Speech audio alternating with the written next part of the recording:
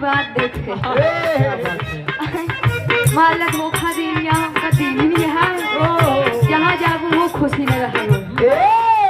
बताए न रुचि का पता प्यार का होता है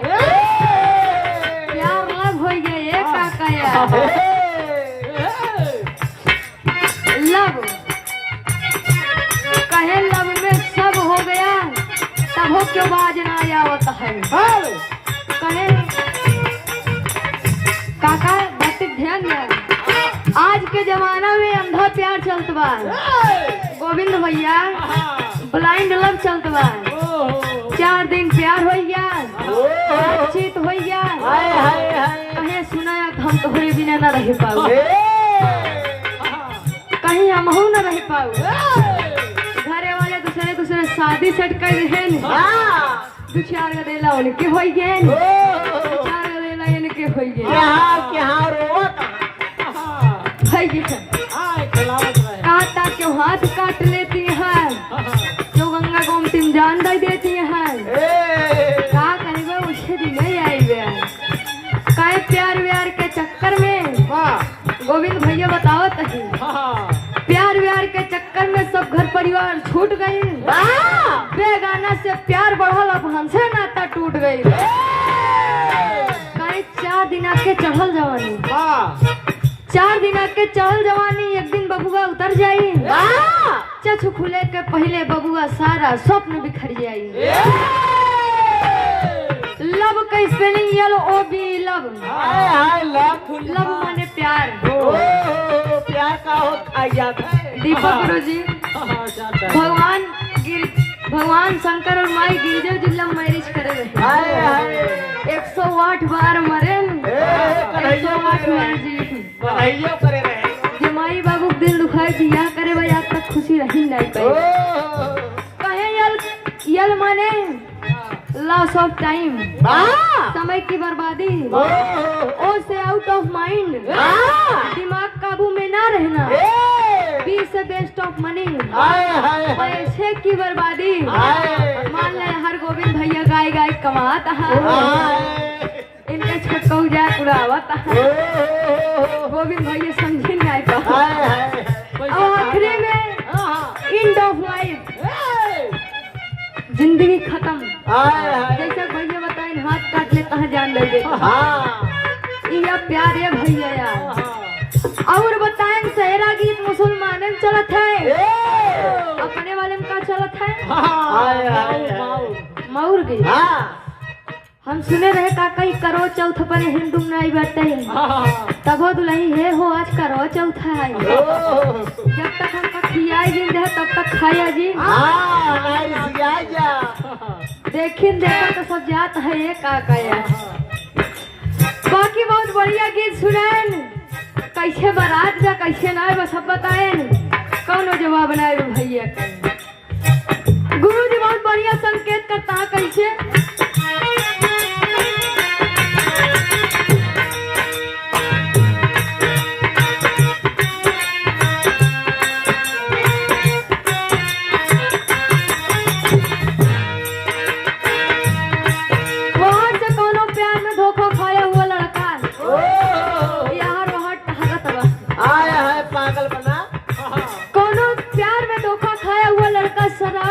गली गली घूमे जब ओकर दोस्त देखी कैसे यारी का हालत बनाई कहे यार तुमको नहीं पता है हमारे साथ है कितना बुरा भगा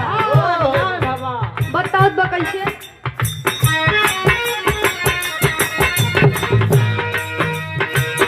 रोका ले रोका नहीं खे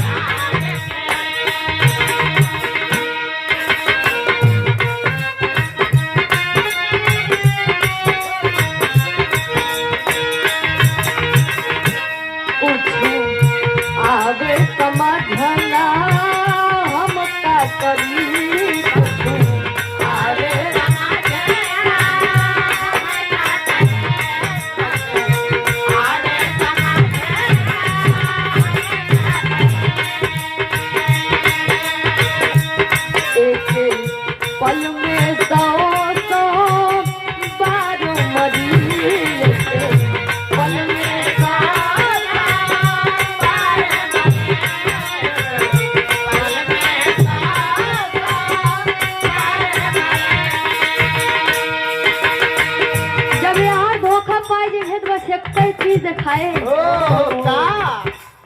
आत्महत्या जीव दे दे जीव दे का ये काम मुझे दिखाई ये जान ले सबका सुतार पड़ जात है भाई हमार तारी बाप इतना दिन खियान पहिरायन ओका सब भुला जाई है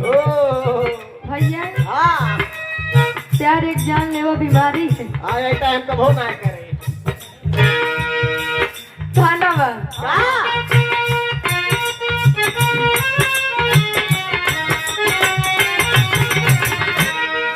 एक बेरी उन कर दीदार करा दे माई रे उन कर दीदार करा दे माई रे उन कर दीदार करा दे माई रे। इस राह को समझते हुए जंगल में सम्मान पाने वाले आदरणीय श्री